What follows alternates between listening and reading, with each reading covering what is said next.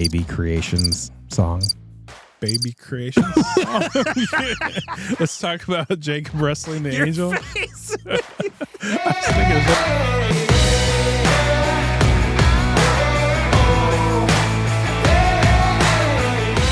They're gonna put me in the movie. They're gonna make a big star out of me. Next line. I don't know something, and all I can do is act naturally. Oh, it's act naturally. Do you know where I know that from? And you're gonna totally judge. When you get your SAG card, you have to sing that to everybody. So it probably They're gonna shows put me in the movie. our age or Texas or whatnot, but that's not what I know it from. Was it the Disney Channel?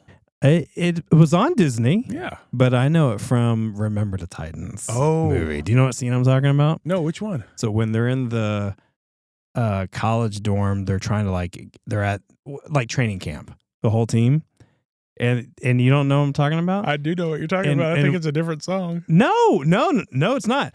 And then one of the players they're trying to get to know each other. Okay, I'm with there you. it is. Thank you very much, Mr. Judger. Hey. And then he's singing the song, and the guy's like, "Does the term cruel and unusual punishment mean anything to you?" But he's singing that song, trying to get him on the bandwagon. Yeah, who's that actor that's in that song? It's It was actually one of his breakout movies, and then he got popular.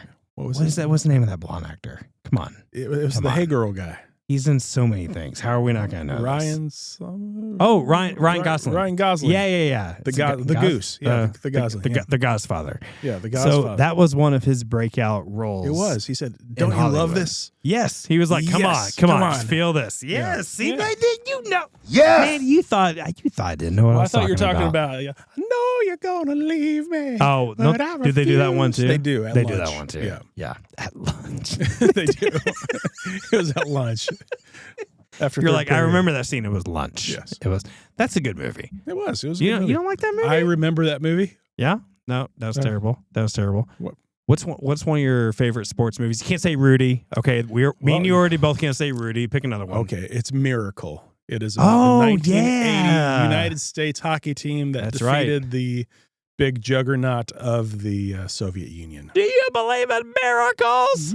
Yes. Yep. Oh yeah. Then yes. Yes. Same guy. Yeah. Same guy. Miracle's good. It was great. Mighty Ducks. No, Not thank- your story. Nah. Oh, what? No. Okay. No. Okay. Stop. It's fiction. Watch. Take a. What is it? I thought this was It's real. fiction. Let's see. Rudy, of course. Not we fiction. like Rudy. Well, we like Rudy. Yeah. Wait, so fiction, so I can't say like Angels in the Outfield or Rookie of the Year. You can say it. It's very Just realistic. Probably not So- going to be on my list. Oh, but interesting. Okay, let's just Yeah. go back to Braveheart and Gladiator. Yeah. They weren't sports movies. Well, but the Gladiator, that was kind of a sport of its day. yeah, it was, Gladiating. not a sport for me, my friend. When guys gladiate each other. They gladiate and they braveheart each other. We are a little rusty here in the NQT studios. We've had Rusty. different scheduling things and some Welcome back. vacations. And I think at one point I was sick, although I don't think so. You keep thinking I I was don't. sick. I'm not the sick last at few all. weeks are a blur. We're just glad to be back here. Yes. Glad to see you in that seat. Yes. I'm in this seat. That's right. With your shoes They off. are. Oh, on. Interesting. They're on. Some of us have pulled muscles because Yes. we're older. So How you feeling over there? why are you going to say it's mine? I mean, it's a HIPAA situation. You could have been the one that pulled a muscle. Okay, well then I mean, we you're won't talk older. about it. We won't talk about it. I pulled a muscle in my leg a few days ago. I don't really know how to pronounce the area that's in, but it hurts. So that's a new one for me. And Basically, if I lift my leg, it hurts. you can't So, really say what caused it. I don't know. Just working out, man. I Welcome didn't do to the anything club. weird. Yeah. I've been told if I start just saying I don't know where something came from, a wise man once told me that means that I'm getting a little bit older. Yeah, that sounds like something really wise. Yeah, we're at that stage. Okay, well, enough of old man talk. Oh, come on. The What's people love old the man. people love the old man talk. So what's been on, the last couple of weeks? We've been a little rusty. Here we are. What's kind of been on your mind? We've talked a couple things, a little bit of pre-show talk. We try not to do too much, so we keep it a little bit organic, but what's been kind of rolling around from conversations you've been having with people, and I'll share some of mine too. Well, and go. It is 3, 2, 1, go. It Right is now. the Okay, I'll stop. So we had you want to do it again? No, I'm not. I'm listening. We had the men's retreat last year around this time, and we're going to have it again. That's right. This year. But if you happen to miss that one, you can go back about a year and podcast and listen to that one. We had a great time. Oh, yeah. We did that live on the spot. That's right. Did. That's Gun Barrel City. Gun Barrel City is in the title of that one. We don't remember the episode, but that was a year ago. Oh, good memories. Good times. A lot of fun. And we're about to hit another men's retreat, and you are going. That's right. Feeling strong. You're feeling strong. You're not, apparently. No, we do have a dinner that we're attending where you'll be there, I'll be there. But then my wife is actually going to be out of town on a trip, so I will not be attending the men's retreat. You look, what's going on over there? So I was looking for the sad sound effect. Well, it's been a while. And then we're out of practice. I couldn't find it. And so it was, come on. That's not the right one. We're so rusty. I couldn't see the board. I had to lean in, and then I missed it. I missed my moment. Yes, you will not be there. Of course, what is it? Okay, you know what? Let's just, for the average person, because remember, not everyone's here at DFW listening. So when you say men's retreat, why does a local church, why do they even do a men's retreat? What's the point of once a year time to get a bunch of guys together? I think this one is, the topic at least is facing fear, overcoming fear in a biblical way. No, it's just like, why bring a bunch of guys together once a year? So that they could overcome fear and face fear. Okay, that's not what I mean. Come on. Do you think there's like, what's the value? Because I get this question every year. Why do we do something like a men's retreat? Or why do women do a women's retreat or something like that? I think breaking out of the normal cycle, that we do get into cycles here. And, you know, some things can seem like they're more important than others, and going down that road too long, you might drift. And this is meant to help you recenter, focus back on the things that are the most important. And the topic this time tends to be centered around the fact that there's a lot of fear that men are facing. Whether they, a lot of us like to say, no, I'm not, I don't fear I'm anything. a man. I got no fear. So, but yeah, I think everybody faces it in some degree or fashion, whether it's trying something new, whether it's taking on a new job, whether it's not having the job that they want, whether it's family situations. It could be just a change in what's going on in life, like a child getting ready to graduate or, things like that, to where we don't know what's going to happen. We can give in to fear or thoughts that, can I handle this? Yeah. And so we're going to. I wonder if you just drummed up a bunch of fear for different people listening. I just throw it out there. I mean, I could relate. The men's retreat, fix it. I could relate to most of all those. I mean, there's something powerful too when you see hundreds of people. You see a large scale of people trying to take a step forward. Trying to be there for each other. Because I mean, it's like our realistic day to day. We're not around that many people, right? Like it's just maybe single digits on a day to day or during the week. You're the first person I saw today. You're the first human being I've seen all day. So to be around a bunch of people, there's just something powerful. Even if you sit back and just watch, it's kind of like, okay, like we're in this together. The fear topic is interesting because it's probably a little bit about what we're going to talk about. Is sometimes I do think people think fear like almost like afraid of something. But then when you just kind of unpacked it, for some reason in my head, I'm like, well, I'm not like afraid of something. No. But then when you talk about fear that way, I'm like, oh, dang. Okay. I must have I actually have a lot more fear than I think. Yeah. Like a lot of being inadequate. I don't know. As a man, the drive I have, like, is it enough? Being a good enough husband, father, am I worth it?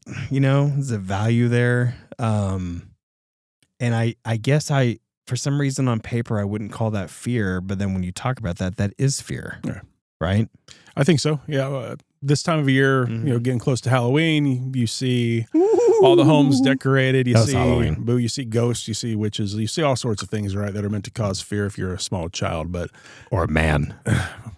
Now, if you might as well just put a gravestone out there that says inadequacy, or you're wasting your life, or you're not doing what God has intended Grown for men you. screaming, running down Yeah. the street when they see that. I think that's the graveyard of intentions. I think I could set that up in my yard and it would scare a lot of the guys coming scare by. a lot of adults. Yeah, I think that's what we're talking about is those things that we're just concerned about that, when you boil it down, it's fear. It's fear of missing out on what God has for us, maybe his best. It's fear of not making a difference in our family or in the lives of our friends. Yeah. It could look a number of ways.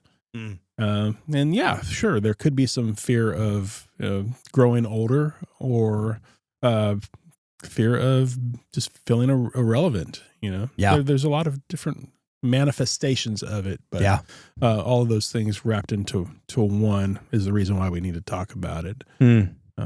What do you think? Do you think a lot of people? I don't know if a lot of people sit around and just think about their fears, right? I'm trying to think the times in my life when I've been more aware about them than others. Like I feel like it doesn't seem to come like through like the hard charging days or moments or like productivity. I feel like I don't even have time to really think about it. Like I'm just moving ahead. But then it seems to come more like during the lull or the mundane, or maybe conversations like this, a little bit more reflective. But it seems like when I've either hit a wall or things have slowed down or I'm going through some type of season like that, I seem to then be really aware about them all of a sudden. Like maybe they were there the whole time, but it's like they didn't reveal themselves.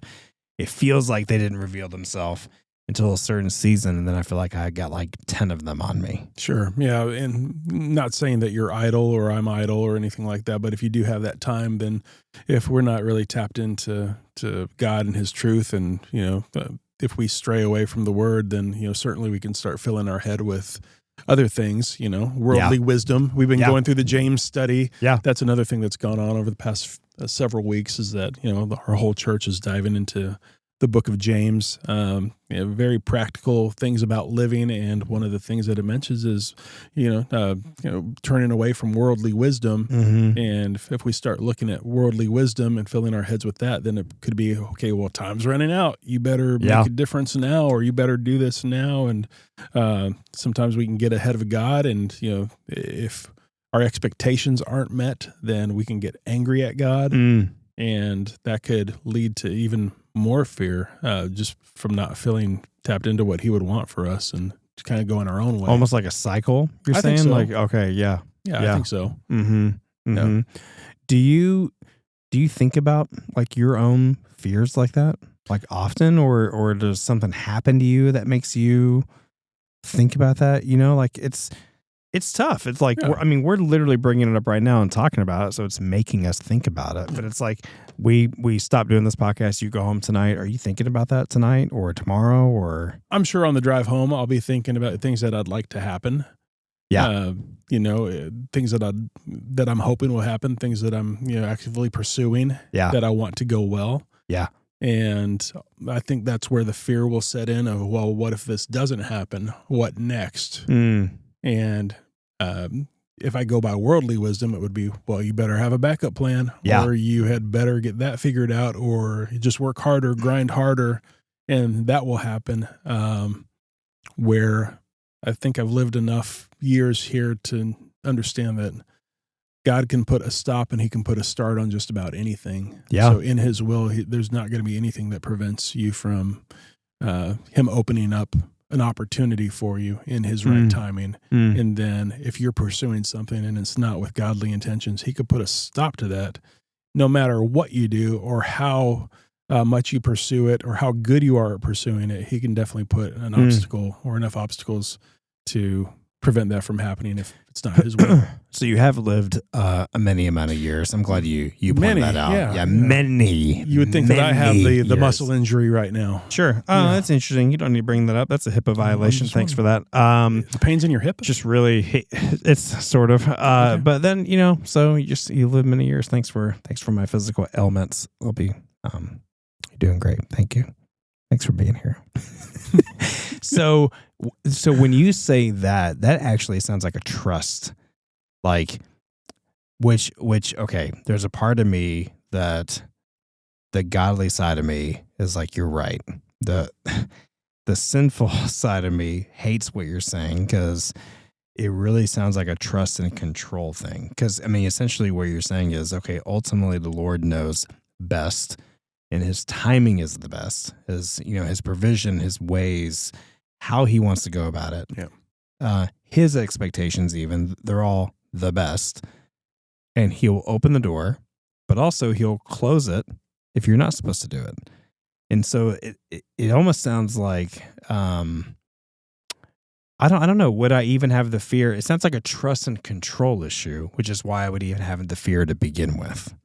Is that how you feel about it? I mean, because you're making me feel like it's I'm wanting to take over the reins, and so now enters the fear because I'm trying to make something happen. That in reality, he's the only one who's going to make it happen because he's in control. I'm not. Which part of that sounds right, and I believe biblically, yes, I will say biblically that is right. But my flesh is like, I don't want to hear that. Yeah. You know? I think it's part of what makes amusement park rides, the big ones, so fun, is that we are out of control. You know, we're not pressing the lever to make the thing go. And once we get on it, we have to go where that roller coaster takes us, right? Do you describe that fun? I don't like those. You don't like roller coasters? No. Sorry, they destroy my stomach. Do you not feel that when you're going down and your stomach feels like it's flipping over your face? Sounds like an age thing. Are you? You're like, this sounds like a little bit of a weight problem. I did not say that. I am not. No, shaming you. Okay. You know what? It totally is age because when I was younger, it was perfectly fine. It hurts. It hurts. It hurts. Yeah. Does it not hurt for you? It doesn't hurt for Joel. It doesn't hurt her. Or anything They should like name that. the Texas Giant, rename it to the Texas the Texas Mugging. Giant also hurts because you're like whipping your neck back and forth. Rib Some injury. old wood on there. Yeah. I don't even know how that thing is still. That structure is still up. I don't know that. That's a good point though on a roller That's coaster. a HIPAA violation. You think is that's what it is. why people look back and you think that's something appealing about that? It's I because you're think so. out of control. You're out of control for that amount of time, Mm. and you have to go where it takes you. And Yeah, I think we like to wrestle that control away from God, 100%. which I think God is undefeated in wrestling matches. He top ropes us every time. Yeah, I was gonna say, you know. how's that going? Yeah. Do you think anyone's ever won a single match or even got? I was like, I don't think so. And Jacob wrestled the angel, and Yeah. the angel was overcome. Is that the Yeah, song? that's Is that a that's the song? Is that an old school church song? No, it's U2. Wow. Is that like a Baby Creations song? A baby creation song.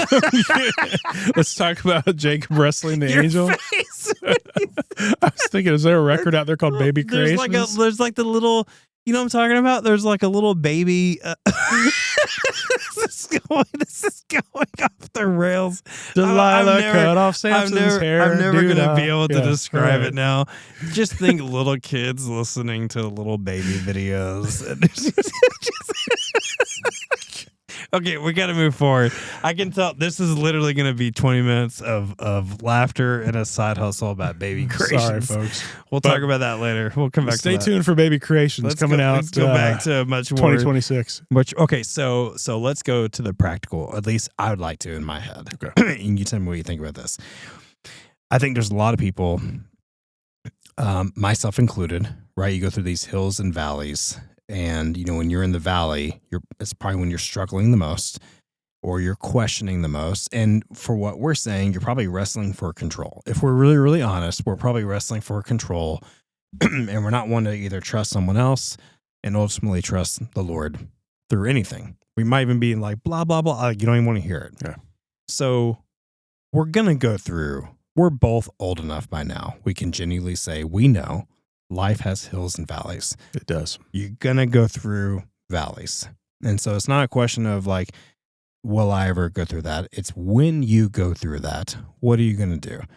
And you tell me, when I talk to people that they're in the valley, there's a lot of feeling of hopelessness and a devaluing. They're just like, man, it's not worth it.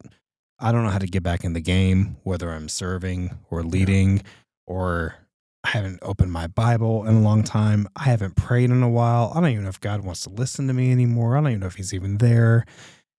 Like despair. Yeah. In the valley. So what do you do in the valley? Yeah. I don't know if I have a perfect answer for everybody that's We're looking in the for valley. we're looking for the perfect answer. Well, then here it comes. Here I'm it being is. perfect. Here it is. But I know that the way that you described it, that's how I see it too. I see a lot of focus on self. Yeah. I see a lot of focus on what I bring to the table. Yeah. I see, or what I don't bring to the table. Mm-hmm. I tend to look at, things that have happened in the past and say, oh no, not that again. I don't want to go through that again. Mhm. Or I remember how that felt. That really stunk. I don't want to do it. Yeah. And so, that focus tends to get off of God really quick in the valley, or it can. And that can lead to other things. I mean, we know that could lead to depression, or mini depression even. That could lead to being angry. It can lead to feeling like you have nothing to offer, and so then you won't offer things. You won't volunteer for things. Mhm. Or when somebody asks you to do things, no, I just don't have it in me. So it can become an island pretty quickly. Yeah. And I know there are times in my life where that's felt that way, where I'm like, okay, I'm on an island again. Yeah. I need to get off this island, and there's only one person that can, remind me of my value and my worth, and that's Christ. And so, getting there, being there, not fun. The only way out of it, I would say, is reestablishing your belief in who you are through the lens of Christ and what Mhm. He did. And I know that it can sound churchy. It can sound like, well, that sounds simplistic or even confusing. How do I do that for the Sure. person who's not a Christian, or even for people who are Christians that Yeah. say, you know what, I do that and it's still I'm down in the valley. I get it.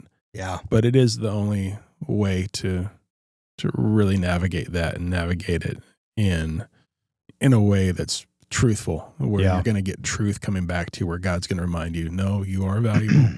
You are more than this. You're more than, if it's a job situation, which a lot of times mine has been, Sure. it's going to be, you are more than this job that you're seeking. If you're not hearing back from somebody, that's nothing about your value. It means that there's just maybe something else. Sure.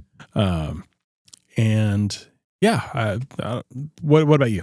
So when you describe it, like I kind of visually get an image of these, two hills, and you're in the center, you're in the valley, you're down in between them. And this is just how I kind of see it. And I feel like this is how I've lived it out, is then I kind of feel like when I'm in the valley, and if I'm not looking up, I'm essentially looking down at myself. Yeah. And then I kind of think it's a free for all. Like all those things you described, I feel like I've experienced and felt every single one of those things multiple times. So, and I look down on myself. I'm not good enough. I do the same sins. You think about the past. I think about anything and everything that's honestly going to be not of God. Yeah. It's whatever helps keep me looking down. So it's my experience feels like weighty shoulders. If someone tries to talk to me, I feel like I'm kind of shrugging them off. It's like not working kind of a thing. And I feel like by now I've done this a lot. And then typically I get upset that I'm in the valley again. So it's like a self-fulfilling prophecy in a cycle where you just stay in there and blah, blah, blah. And it's always this. I mean, it happens without fail. It's almost like 100% success rate. It's not until I finally give over the reins and I finally look up. Yeah. And like imagine, my head looking up, even just getting on the horizon, then I might even start listening to like a friend or someone. And all they're doing, they're not pulling me out. Yeah. But they're helping me, and I'm looking up. I'm at least willing a little bit more to listen. And every time without fail, it's not until I look up, and for me, I see the Lord, and it's not a happy feeling when you're in the valley. Sure. So sometimes people hear joy and they go, "Oh, you got to be like happy about everything in life." No. And I'm going to tell you biblically, no, that's not accurate. And I'm sorry for you and me and anyone who's been in the valley, because it really is painful. Yeah. But then I look up and then it's like my trust gets restored. Like the joy when I say trust gets restored. And as soon as I look up, it's like immediately the Lord's pulling me up out of the valley. But I have to look up. So my struggle is I'm not looking up. My struggle is what am I going to wrestle with, and how long is it going to be before I look up? Yeah. You know what I mean? Right. That's Until kind of I feel like I can.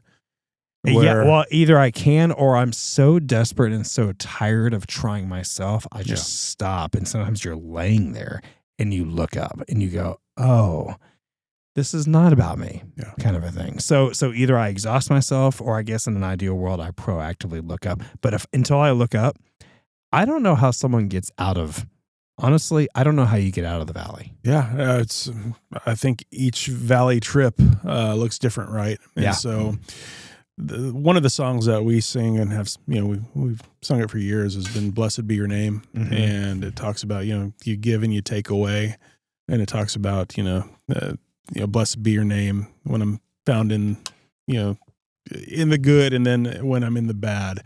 And so that takes away any excuse of, okay, things have to be good for me to be able to bless your name, God. Yeah. I'm also supposed to bless your name when things are tough. Yeah. And I think that's where in the valley things tend to turn, is when you can concentrate on praising God. Yeah. Despite what's going on around you. Yeah. Being reminded of his good attributes, being reminded of how powerful he is, that he is, beyond any situation that you're in, and can bring you out of any situation, but also bring you through any situation too. We've definitely known people, and we've gone through things too, where there have been some really deep valleys. There have been things that, people have gone through excruciating loss. Oh yeah. Where it's hard for them to praise. It's hard for them to even think about God's good attributes, because they're faced with the daily change in life of, okay, this hurts. Yeah. And it's going to hurt for a while. And I don't know when it's not going to hurt again.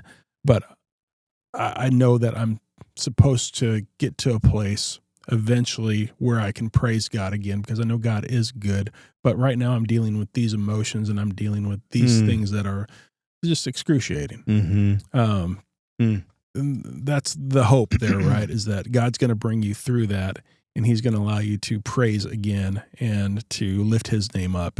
And I think it's okay to expect that he's going to lift you up. Yeah. As a result. Yeah.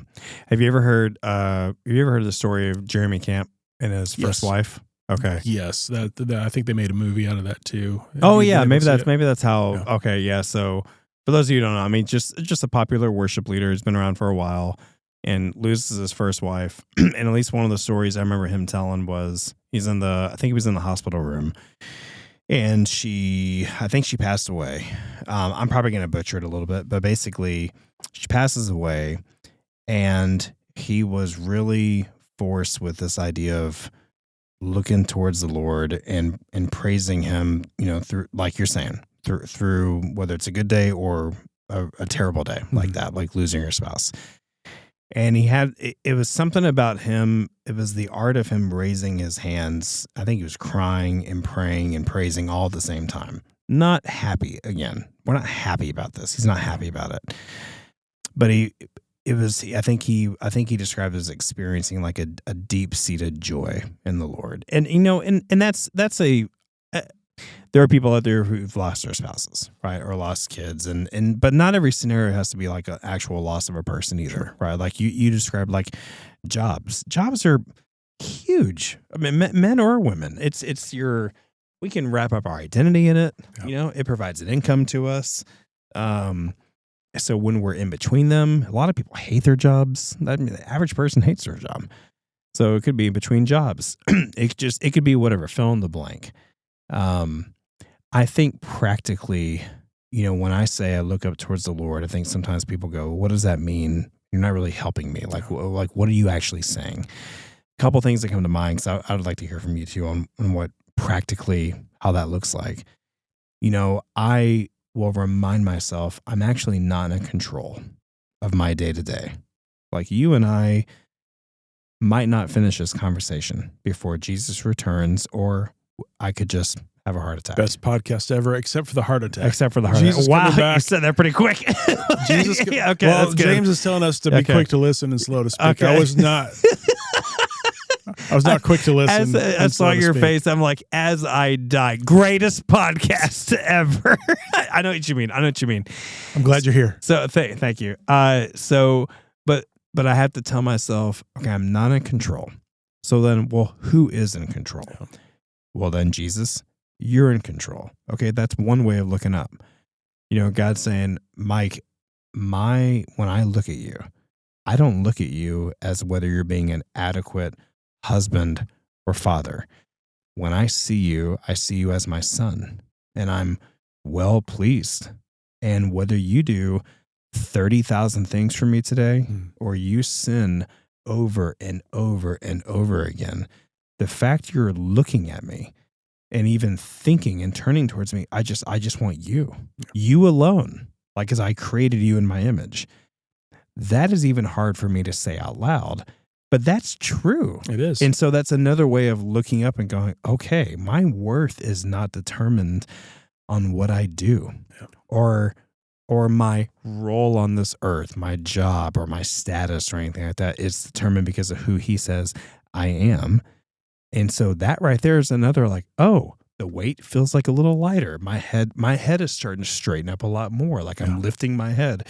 Those are just a couple, but those are a couple actual practical things I think about, and I have to choose to believe them or not. But it helps me raise my head, right? It helps you move forward, hopefully to get out of the valley. Those are all practical things that I would agree with. That helps. Remembering that God invented laughter. He invented joy that goes along with laughter. He also invented tears.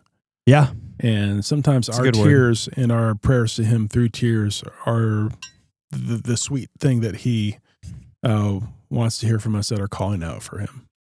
And we have to be okay with both. Because down in the valley, I think when you do have that moment, maybe where you're at a breaking point, or you have nothing else you can say or do, but all you can do is just cry out to God and say, please, please, help me. Yeah. He's not going to fail at that.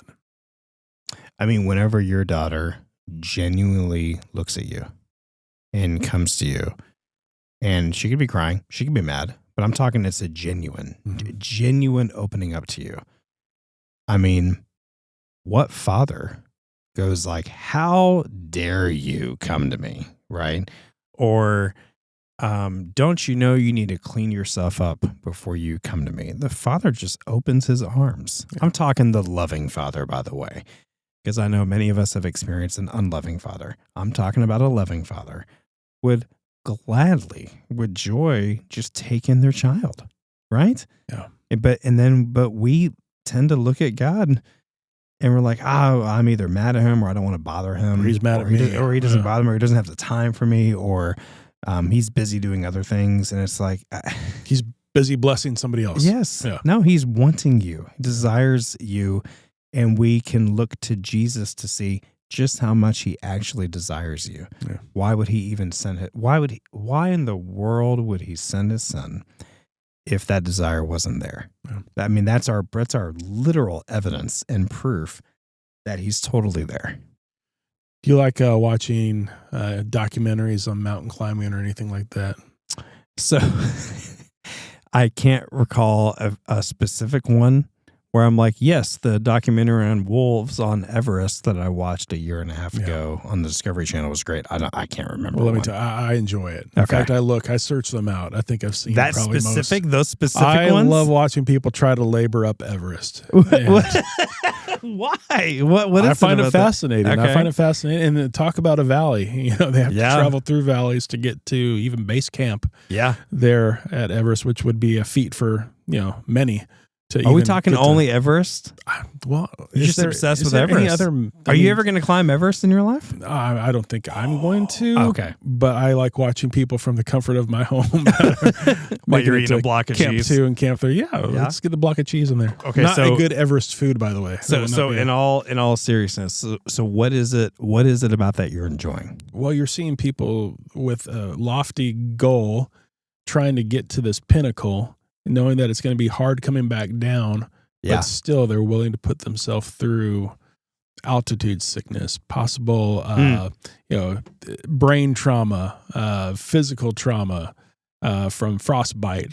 All of these things that they're willing to face to get through it. A lot of perseverance that goes along with it, but also seeing how they climatize to it as well. Before they even go up, they're taking trips up the mountain just to get to a point to where they can actually make the surge to the summit there, and it's fascinating. And I enjoy watching people try it, but it reminds me of the valleys that we get into and how we are, we can get really climatized to just staying in one place in the valley, and that's it. We're not willing to maybe take those steps with God, those harder steps. And I'm not saying we need to climb a mountain to do this or anything like that. But we could adjust, and before you know it, you're long term in the valley. Right. You're almost thinking it's the new normal. You've adjusted to it, and without the safety ropes, they really can't do it. Right? Yeah, or else they're really risking a lot of danger there, falling off the mountain if you're not on a safety rope. Yeah. Jesus is our safety rope in the valley, or as we're trying to get out and climb that mountain there. So, for all the sake of analogies, I think it's a good one to be able to say, okay, when we're in it, we're going to keep putting one foot in front of the other. We're going to, and you usually watch this and you see them, they're going at such a slow pace. Nobody's running up Everest. Yeah, no. Even the Sherpas are having a hard time, and they're climatized to it, year round. But putting that one foot in front of the other and slowly, steadily getting higher and higher, I think that's the way we can look at it. Yeah, while we're down in there. Yeah, that's what comes to mind to me when I feel like I'm looking up. I'm very slowly coming out of the valley, and I tend to do good when I keep my eyes fixed up, like when I'm looking towards like that North Star, so to speak. And it does seem like a kind of a really slow one step after another step. And of course, I could look back, but I feel like by the time I maybe take a peek back, I'm pretty far up there. Yeah. But I get really distracted if I look back. It's like I just got to keep my head up. And I don't know. I can feel in those moments, as soon as I start shrugging or like the weight starts hitting me or I start looking down, it's like, no. It's like, look up. Yeah. Like, don't get distracted. Remind yourself of who God is. Maybe learn for the first time in your life who God is. And remind yourself who you are. Even tell yourself who you are versus maybe what your mind or what others say about you. And I think before you know it, you're out of the valley. Hopefully there's not another one right on the other side. But you know what? If there is, and when the next valley does come, it's okay. And hopefully you're traveling with some others on this trip too. Yeah. To where sometimes you need a push or a prod or somebody who's encouraging to you to keep going. You're right. I mean, Jesus, God is the summit, right? Yeah. I mean, it's that is the goal. Yeah. Is that one day we're going to be able to be with Him. We'll be there. Of course, we say that this program's title not I quite knew you there. were going to work in the title. Yeah. Well, here's the best thing about it is that when you do get there, you don't have to come back down the mountain. Yeah. That's sometimes the most dangerous part of it is that you're tired, and a lot of the accidents and the things that happen on Everest, the things that go wrong are when people are having to descend. We're going up. Yeah. It's good. Keep putting one foot in front of the other. You should see us out with the word climatize, since that's your word of the day. How many can you work in 2 or 3 final thoughts and sentences here with Climatize? I think with your new injury, you're going to climatize to it pretty well. Here to where you're not even feeling it. Oh, here we are on medical HIPAA violations As you're again. getting older, I think, you're going to climatize to the fact that you're getting a little bit older. Thank you for joining us on another When you're eating a block of cheese, climatized I think injury of you're going to be able to get through it. upper leg. Climatize to that cheese. Thank you, everyone. Good day to you.